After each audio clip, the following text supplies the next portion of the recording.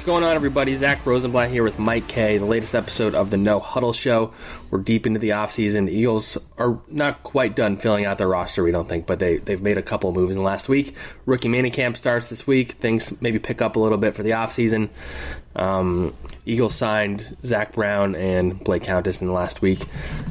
When is Howie going to be finished building this roster? Like, what's the deadline, you think? I don't think there is a deadline, and I think that's what makes him such an intriguing general manager, right? He's a guy that you've got to worry about. It sucks for us as writers because we're on call like 24 hours, we're, performing heart surgery. But he's, everything's eventful with him. He really, they recently lost Dwayne Joseph, the director of pro scouting, to the Oakland Raiders. That's a pretty busy job if you work for the Eagles because they're constantly looking to get better. Trade deadline. They made a trade the last 2 years. Right. You look at the trade deadline. You look at waivers. Trayvon LeBlanc was a huge add-in. Jim Schwartz said last year. Even Trayvon Hester, too. Yeah, Jim Schwartz said last year that if they don't claim Trayvon LeBlanc off waivers, they might not be in the position to make the playoffs. So I think that's a very underrated role and a very underrated aspect of what Howie Roseman does. It's not all about trades. It's about hiring the right people so that you can identify the right staff. He's done that with Joe Douglas. He's done that with some other bros. But what I think is interesting about Howie is while Howie will make like that out of nowhere trade or whatever, he's also somewhat transparent, even if not on purpose. When he said it's not trade acquisition, it's not the talent acquisition season isn't over yet. Right. He wasn't lying. Yeah, he wasn't kidding. You and I turned to each other and were like, yep, they're going to sign dudes.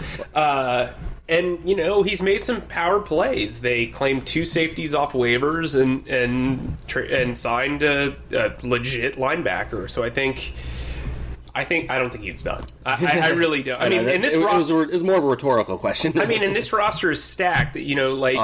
You did a positional rankings thing, and just reading your story, it made me realize you reasonably had the offensive line pretty low in the rankings because there's some minor questions relative to other positions, if Brandon Brooks is healthy, if Jason Peters should stay healthy, blah blah blah. But that's one of the best offensive lines in the league when it's completely healthy. And it was, what do you have it, 8th or 7th?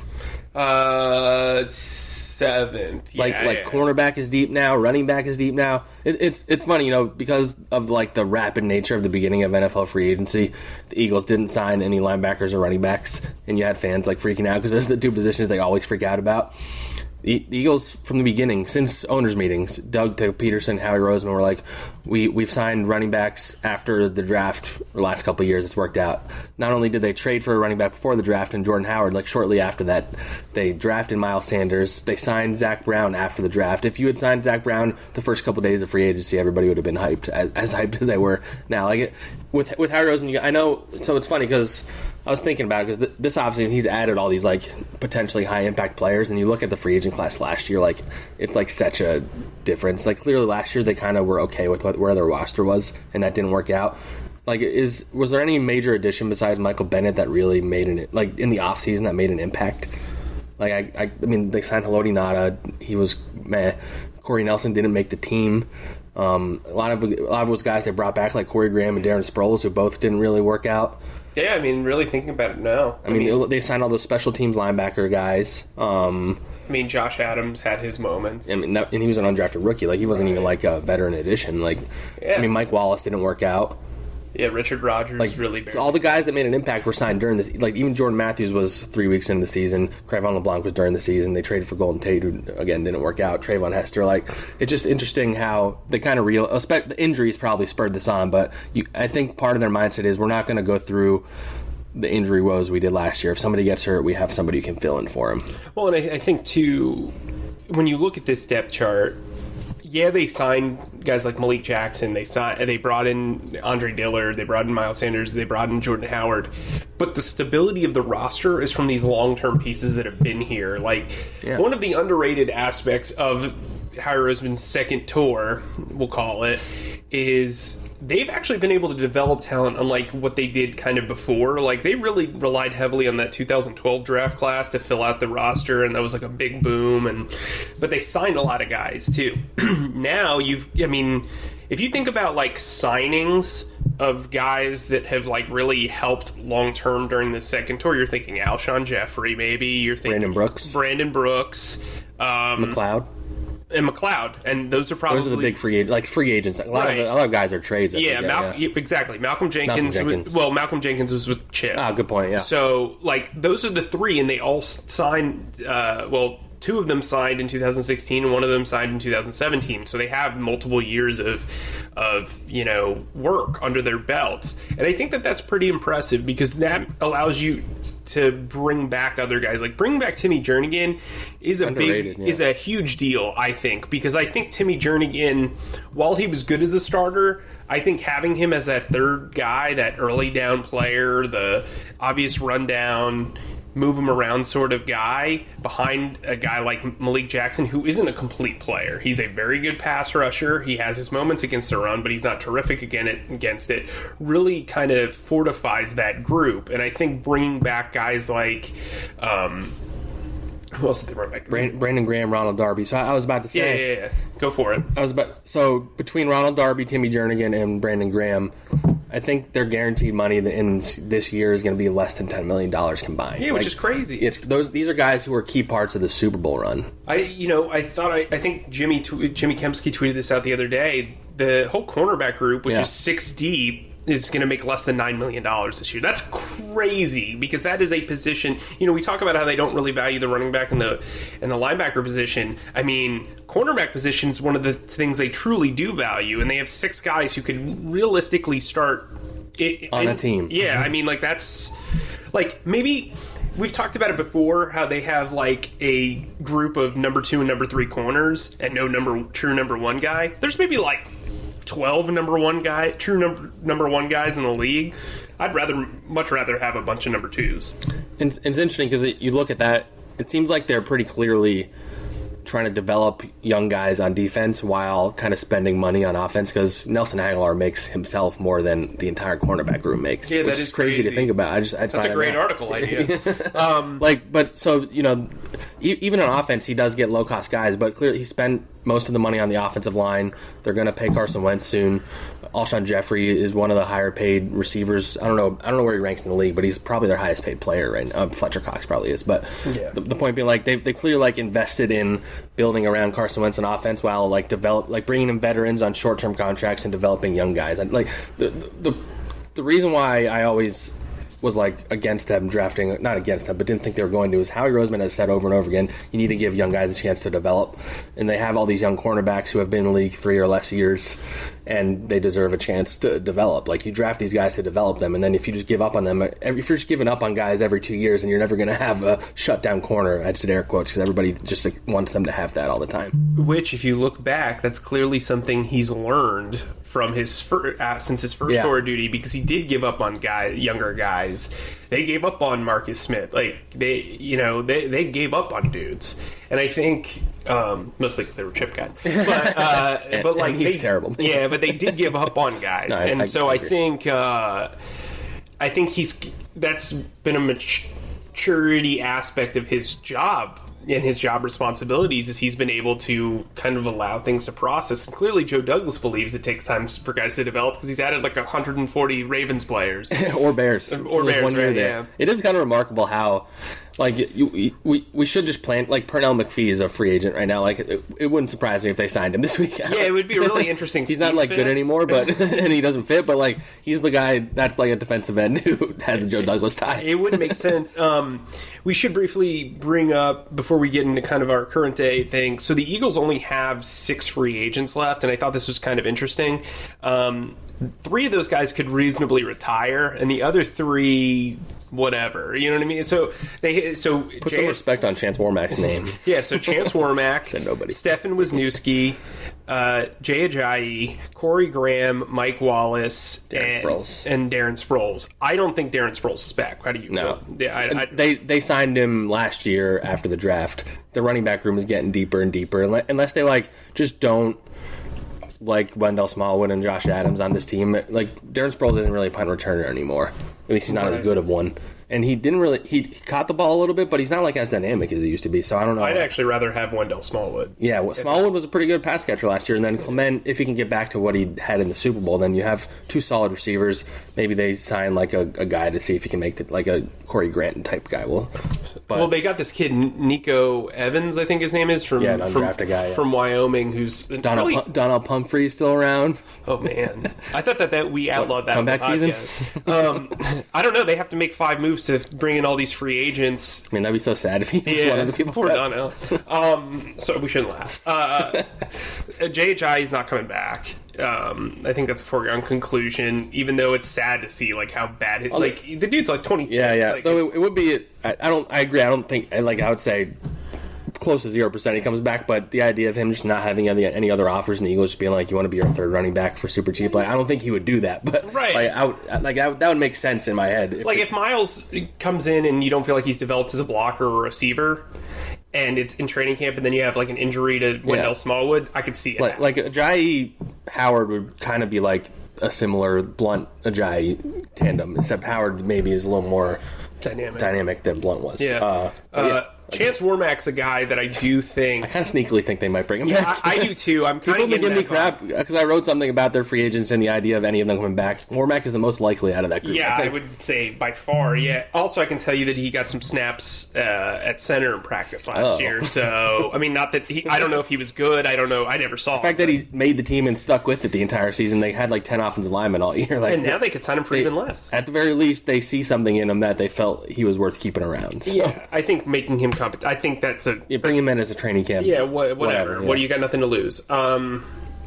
Mike Wallace probably going to retire, I would assume. I don't know how many teams are going to be interested in him at this point. They brought him back from IR. It stinks that he didn't get to play last year because he could have been fun, but he's a really fun personality. Yeah, nice guy. He has future in media, honestly. I think he wants to get in media. But and then Wisniewski is like the bigger, is like the...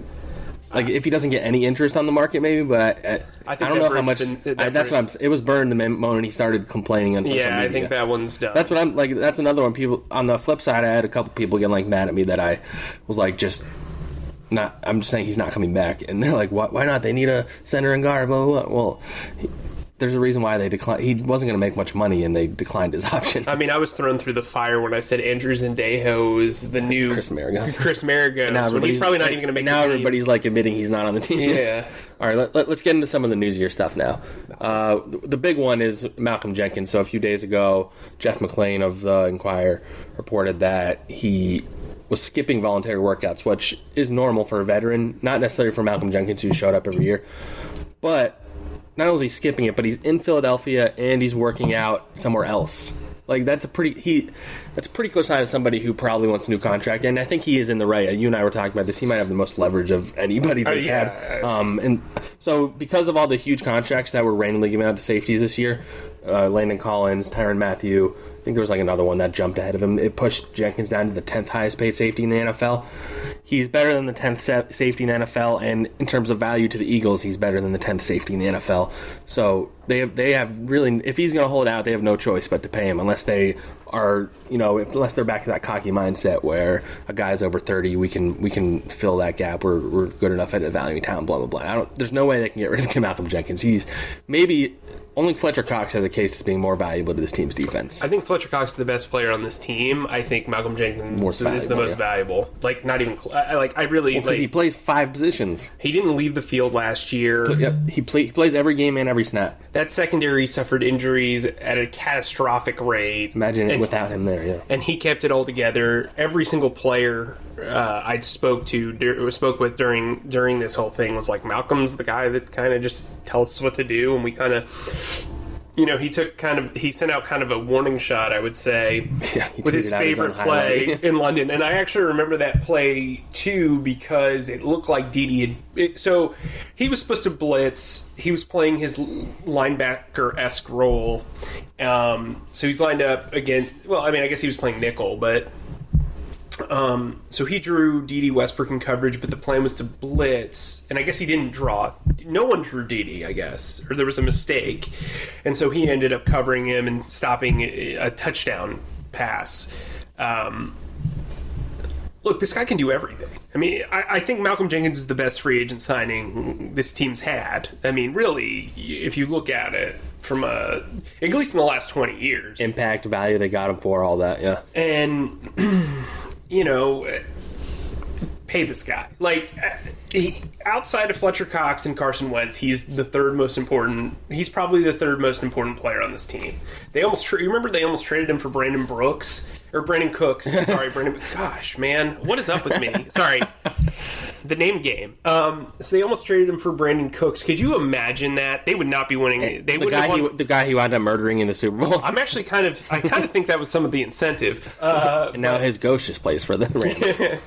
But like, I just, this guy is a leader in the locker room. Yeah, he says some stuff that maybe rubs other teammates the wrong way, or he kind of oversteps, or obviously he has the outside interest, but I don't think anybody has an issue with that internally. I just think he's a great influence on a lot of these younger players. You have guys on this team, some guys that are really talented that aren't getting playing time, and somehow you never hear them complain, and I think that's a reflection of the leadership in the secondary. You look at a guy like Rasul Douglas, who probably has a lot of leverage in the complaint department, and you never hear him complain. He's never a sourpuss about it.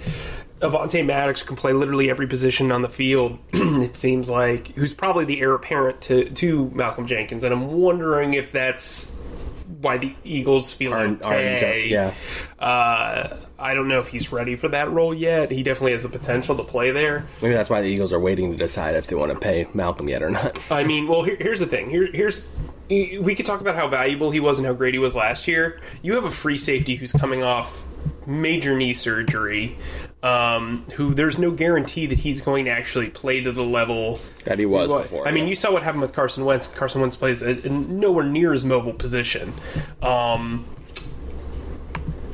And you don't really have a ton behind. Yeah, you've got guys that have experience, but they're not really starting level players. Trey Sullivan had some moments. Avonte Maddox was pretty good at free safety. I wouldn't say he was great. Andrew Zendejo is coming off an injury-plagued year and was not very good last year, specifically against the Eagles, the last two times they played. You can say what you want about Blake Countess, but he's more of a special teams guy. Yeah. Malcolm Jenkins is your secondary. He makes the corners look good. He makes his other free safety look good. He makes the linebackers look good. Pay the guy. Just pay him. Like, you've been clearing out all this money. You can afford it. It's not my money. I mean, I think they have around 20 to 24 million in cap space.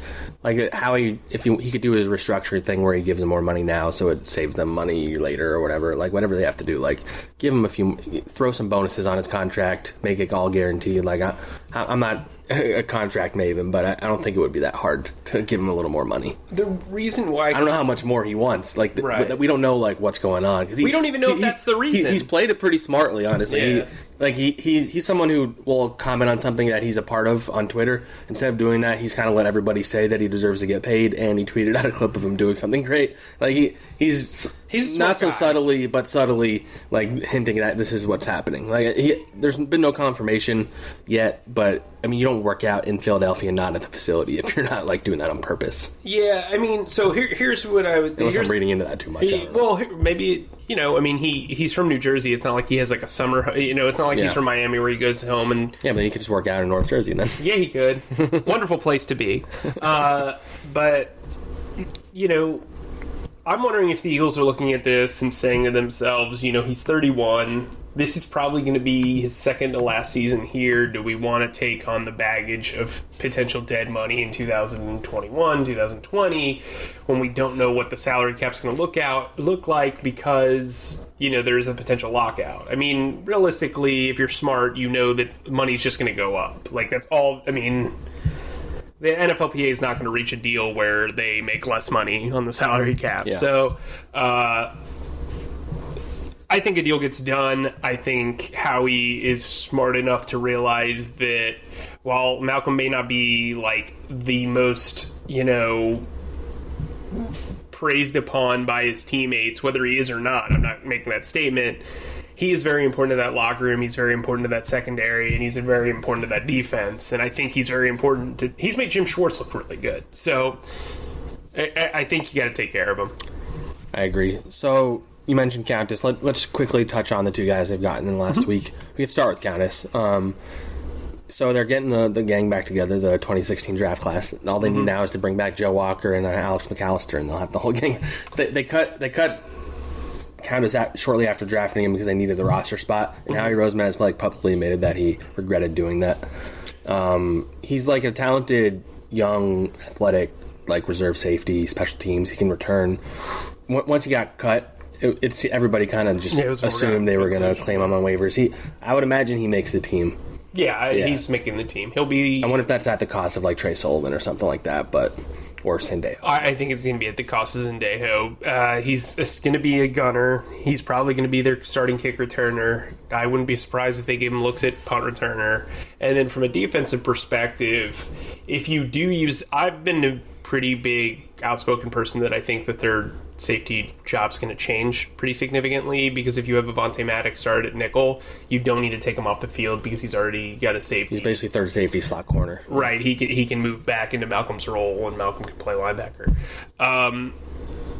I think this is a smart move. He's a guy you're familiar with. He's a guy you clearly saw potential in. Plus, he's paid for Greg Williams and Wade Phillips, two of the best defensive minds in football. He's clearly developed his football acumen somewhat. I saw some people, I won't name names, say, he'd be a terrible fit for Jim Schwartz's defense. That's garbage. That's not accurate. People just say statements like that. Yeah, that doesn't make any sense. Yeah. He's a former corner. He's a backup safety. But he's a college corner who moved to safety. That's literally what Jim Schwartz If you can play more than one position, you're a fit in the defense. Yeah, and he's a strong tackler. He's made some plays on the ball. I think he... Played in the Super Bowl last year? Yeah, he's got experience, and I think... He and Sendejo are competing for one spot, and I think Trey Sullivan and DeAndre Hall and Godwin, I'm not even going to... Those three are competing for the other job. Another guy they claimed since our last podcast, actually. Right. So clearly they're trying to find like a young safety. I think they think... So, from my perspective, I think they think that Countess can be a third guy, because you don't pick up a special teams player for $2 million. Yeah. You just don't, because that's what he got. They could have just let him pass through waivers, hypothetically. Yeah, right. They could, and he would have signed like special teams guys. You don't need a claim on waivers, right? Yeah. Unless you're Godwin, I'm going to need time, as you guys know. Or maybe he just won't make the team. Yeah, but I think, like, you look at it, if you're going to have a true third safety competition, I think Trey Sullivan's making this team. But Sendejo and Countess, I think that's a good battle. I don't think the secondary is a place where you need, like, veteran leadership. You just need proven ability. So I want to make that clear. Like, you don't need somebody of Sendejo's, like, experience, because he's just played more games. Yeah. Right. You need somebody who's proven that they can actually handle the NFL and play spot duty like Blake Countess. I mean, Sendejo was injured most of last season, while Sullivan down the stretch was playing an important role in the defense. Like, Sullivan more recently has been relevant than Andrew Sendejo. Right. I think Sullivan had a really good 6-game stretch there. Yeah. I think he was one of the more efficient players on defense. After starting out this year pretty roughly, actually. Yeah. So the other signing came as somewhat of a surprise, just because we've talked so much about how they don't really value linebackers, but they found a guy who had a great value, Zack Brown. By most metrics, he's been one of the most productive linebackers over the last 3 years. I think he's second in the NFL in tackles behind Bobby Wagner over 3 years. It's kind of like a Jordan Howard-esque addition, where like maybe he's not viewed as a star, but he's just really, really productive. I think Pro Football Focus had him graded like the second or third best linebacker last year. I don't think he's necessarily the second best linebacker in the NFL, but he might be an upgrade over Jordan Hicks. I think you probably think that. Yes, I haven't watched enough of him to like make a statement like that, but this is like just a quintessential Howie Roseman, under the radar, late offseason veteran addition, a guy who's going to make an impact on the team. Nigel Bradham's the number one linebacker, and he'll get the majority of the snaps when they do the nickel and dime defenses.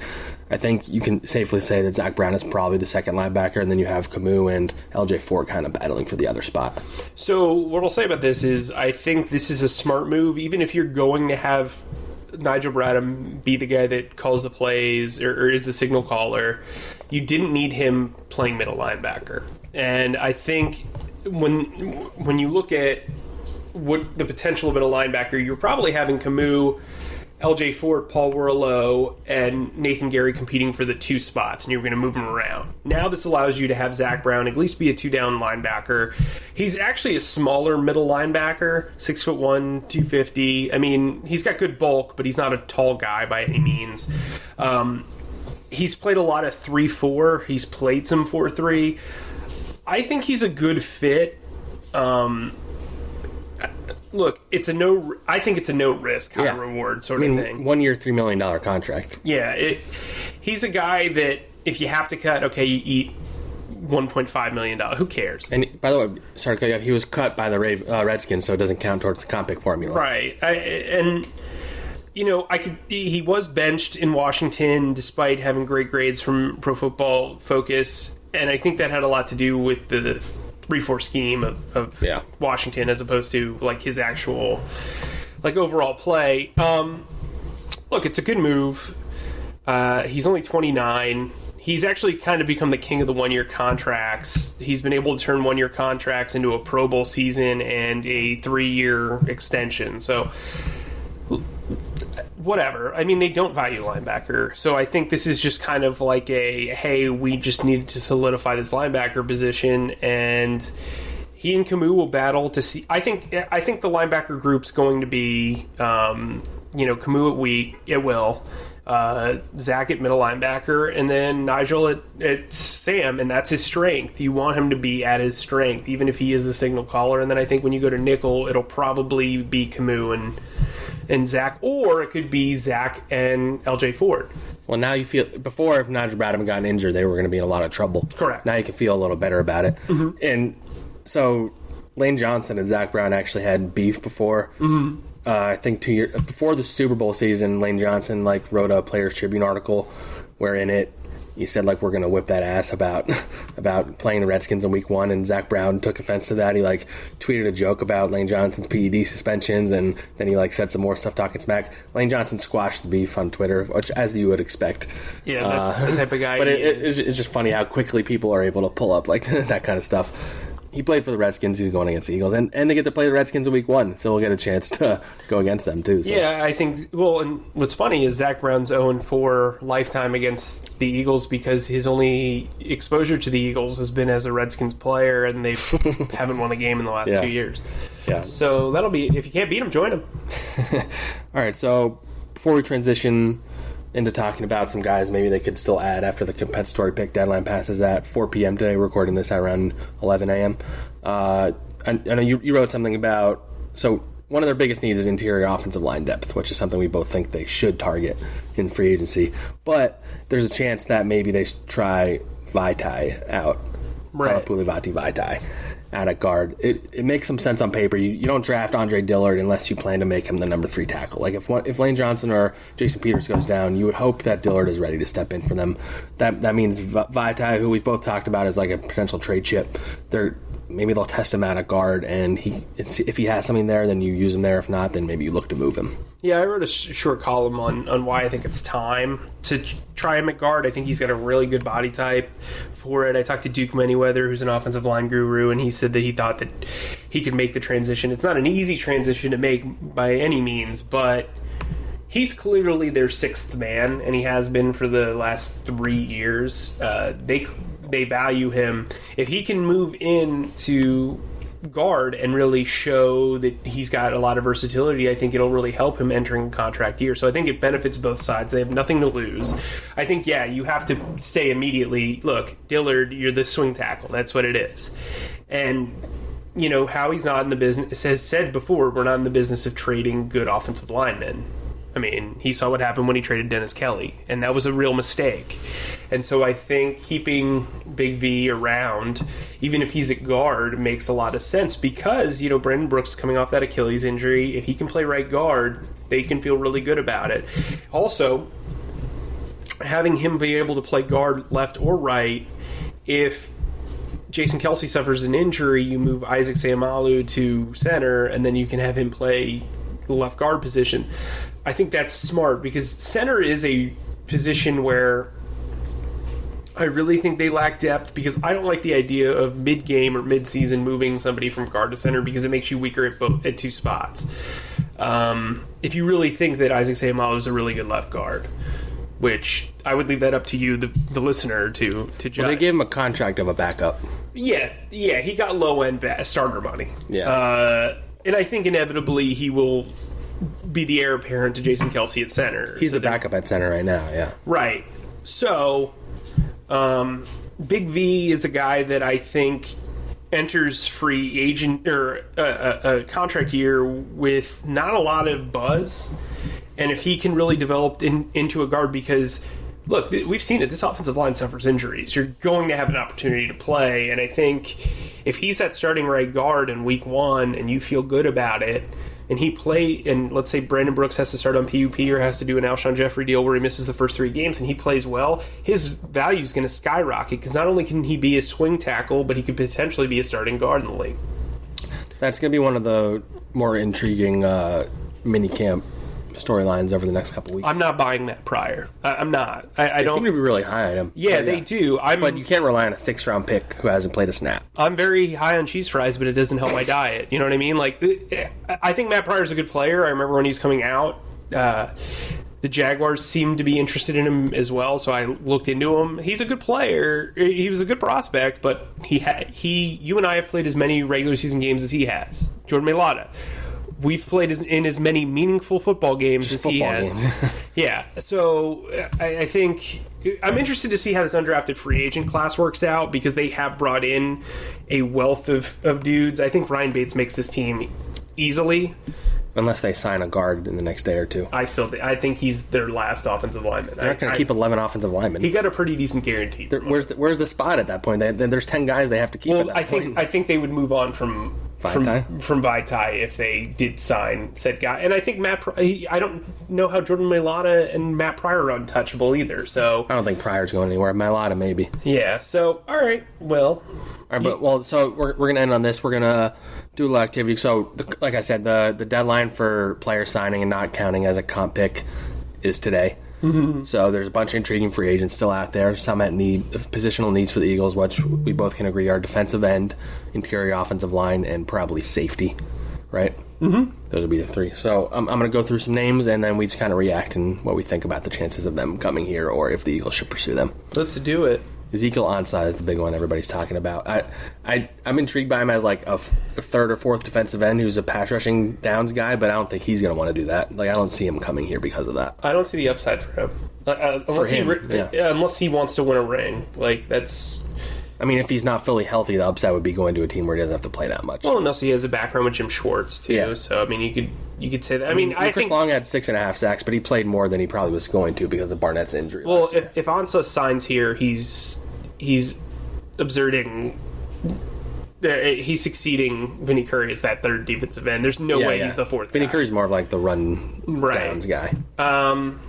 I can see it. I think he's more likely to start with a team like Buffalo or Seattle. Yeah, a team where he might even start, yeah. Eric Berry, safety. I'm intrigued by that. I don't think they will. The connection to Doug Peterson, he's a guy who, coming off an injury, 1 year prove it type of thing, but they're not going to do that. Yeah, I don't see the playing time upside for him unless you really want to bench, somebody in that secondary. I don't really think that makes a lot of sense. As you've said, they want to develop the young kids in the secondary. It doesn't make sense to bring in somebody who's entering the twilight of their career, no matter how talented he is. This next one is someone we've both talked about a few times throughout the offseason. Is Jeff Allen, guard from the Chiefs. There's there would be some irony in him coming here to like fill in for Brandon Brooks, considering first the Eagles were considering him or Brandon Brooks in 2016. He replaced Brandon Brooks in Houston. The Texans picked him over Brooks. They cut him after 2 years, went back to the Chiefs. Doug Peterson knows him really well, so if they brought him in here, then you'd think they were confident enough in him to play when Brooks can't. He's played pretty much all the guard and tackle. He's played both guard and tackle positions. I actually think he can play center. I don't think he'd cost a lot. I know they were looking into veteran interior offensive linemen during free agency. It's just they didn't like the prices. I think they were also concerned about compensatory picks. Jeff Allen to me is the most like ding ding ding ding ding ding ding of the like easy to connect free agents post comp pick deadline. I think he'd make a lot of sense. I think he would save you the big V experiment. I I think he'd make some guys expendable, and I think that's what you want. And when you have the depth that they have in other areas, you want to be able to free up spots. And I think signing a guy like Jeff Allen really puts like the trigger of a potential trade to use. You know what I mean? I think there's going to be opportunities because offensive linemen are hard to come by, and I think Jeff Allen probably wants to win a ring. Yeah. So I'm not going to list off like all the offensive linemen available, but another one is Andy Levitre is a name that a lot of people have mentioned. He's 33. He's been a veteran starter. We know what he was doing. I don't know if he's that great anymore at this stage of his career, but he's a guy that you wouldn't be pissed if they signed him. No, I mean, he's never played center, which I think should be a requirement. Yeah. Well, I mean, Jeff Allen hasn't either, but I think it's an easier transition for him, especially with how they want to do stuff. I believe Levitre's mostly been a a left guard. Yeah. He really hasn't played. Oh, I guess he has played some center in Buffalo. Oh, wow. But he played some left tackle. Yikes. But yeah, he's been mostly a left guard. So I don't know. We'll see. I put him on my list, but I don't know if that. I mean, I think he knows he's not a starter anymore. It feels more like Jeff Allen, Mormack, or nobody kind of thing. Yeah. Defensive end Derek Morgan from the Titans. I'm intrigued by him as like a buy low on the downswing of his career type guy who could probably do better in a rotational role than the full-time role he had with the Titans. He had the worst season of his career last year, less than a sack, after he'd averaged, I think, 7.5 sacks for like 5 years. But, you know, he's kind of like he's a type of Eagles signing that they make at this stage of the offseason, and maybe he helps you, maybe he's not good enough and you cut him after training camp. Yeah, I think he's a swing for a single. You know what I mean? He's a guy that could be that fourth defensive end. He's a veteran. He's from Lancaster, PA, which isn't too far away from Philly. Maybe he wants to close out at home, win a ring. I know I keep saying that, but you and I have talked about this roster is just stacked. Really and so is. It's like the fact that we're talking about a guy who's been a full-time starter for like 7 years as like the fourth defensive end just says everything. Right, but like that's the thing. And I think he's played 3-4, he's played 4-3. I think he'd probably benefit from a wide 9 look. The thing is though, we keep talking about this. You bring in these guys, and it kind of slows down the development of some of these younger guys. You just drafted Sharif Miller. You have Josh Sweat, who I actually think is a really, really talented prospect. The only reason why he fell to the 4th round is injuries. And he wasn't healthy last year. Right. So, you've got to see that through. He's not Alex McAllister. I know people are probably out there saying that he's Ricky Sapp or Alex McAllister. He's not that. This guy is an athletic freak, but he also has some talent and some technique, and I think he was just getting adjusted last year. Now let him do his thing. All right, let's list off some of the other defensive ends on the market, and you tell me if there are any you're interested in. There's not that many great names. Andre Branch, Michael Johnson, Deion Jordan, Wes Horton, Frosty Rucker, Coney Ely, Shane Ray.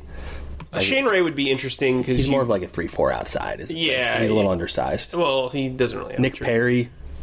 No, you'd have to pay him. Pernell McPhee, I mentioned earlier. Connor Barwin just ended his career 4th, 5th. I would love it because he'd be great for the locker room, but he's probably going to retire. You'd think. Yeah, I mean, it's not. There's a reason. Usually, good defensive ends are gone at this point. That's the moral of the story here. So I think Andre Branch. Andre Branch is going to be one of those guys where people are like. You know, how fans gravitate towards and that's not a criticism. It's they gravitate towards a guy. Oh my God, he was a 2nd-round pick a while ago. Let's look into him. Focus on that fact. Yeah. He I covered him for a year and kind of watched his career in Miami, and he's a good run stopper. So I could see the potential there. He's just not going to give you much from a pass rushing standpoint. All right, and then the best safety that I've seen his name mentioned a few times that will be interesting because he's still kind of young is Trey Boston, 27. He was pretty good for the Cardinals last year. He's been pretty productive. He just can't seem to get a contract every year. He's like one of those safeties, kind of lingers and then just signs later. I don't think they're gonna I don't think they're gonna add any more safeties at this point. I don't either. But if they did, I mean, he would be intriguing. And then on the lower end, there's guys like Darian Stewart, Glover Quinn, Kurt Coleman, Reggie Nelson's a veteran. There's a guy with a Joe Douglas connection called Brendan Trawick. I don't know anything about him, but he was with the Ravens. So. Yeah, I wouldn't sign any of these guys. Yeah, not even Trey Boston. I have no interest. And then in terms of returners, the 2 that are free agents, that I saw were Corey Grant, who you know a lot about, and DeAnthony Thomas are the only two guys. I don't think they're going to sign someone who's just a returner. So. I think Corey Grant makes a little bit of sense in that he adds speed to the offense and you can use him occasionally, but the problem with him is when he's in the game, you know the ball's going to him because he cannot block to save his life. He's not really a great running back. And they already have enough running backs who can't do anything but... Right. He also doesn't return punts, so if you're going to bring in a primary returner... They need to be able to do both, yeah. You need to, yeah. I mean, and I think Blake Countess is going to be the kick returner this year, and if not, it'll be Corey Clement, so... It sounds like they might use Miles Sanders a little bit on kick returns. I think he'd be really good on punt returns because of his vision, but we'll see. I would take a flyer on Corey Grant if you got him for the minimum. Might as well let him try out for the team, yeah. But DeAnthony Thomas is interesting just because of the connection to Doug Peterson. I mean, versatility, he can play a receiver or a running back. Right, and he could be a gadget guy. He could be... the thing that I'm interested about, and we haven't really talked about this, is who's going to be the backup slot receiver to Nelson Aguilar? Because if I'm... Matt Collins? In the back of my mind... No, he's an out... to me, he's an outside guy. He played 150 snaps in the slot as a rookie. Yeah, well... I'm not saying he's a good slot receiver, but I think right now he's their only option. Yeah, I guess. But they also use... Well, at least body type. I don't know if they necessarily even need a backup there because they're going to go 12 personnel a lot. They're going to put Zack in the slot. Also, Jeffrey plays in the slot sometimes. So yeah, that's fair. I mean, that's probably their mindset. I just if Nelson Aguilar goes down, teams usually are loading up on slot receivers anyway. True, but it just seemed like the slot receiver does play some sort of... I don't know. Maybe I'm just trying. They have so many weapons. I don't think that's a huge concern. we're trying I'm nitpicking. Yeah, that's what I'm saying. At this point, all it is if the roster is like it is today on week 1, they're fine. Yeah, they can play. They can play. They'll be okay. They'll be all right. All right, we'll end on that note. We'll do another pod next week. Maybe by then the Eagles will have signed some more guys or got rid of some guys because they're going to have to. For sure. Nobody major probably, but unless they traded Vitae or something or Aguilar. Probably not, but who knows? Yeah, I don't see that. Who knows? You never know with Howie, as you said. Yeah, you never know. You never know. We'll end on that note. Thanks again for listening, guys, and make sure to write reviews, leave comments, ask us questions, let us know what you think. Thanks again.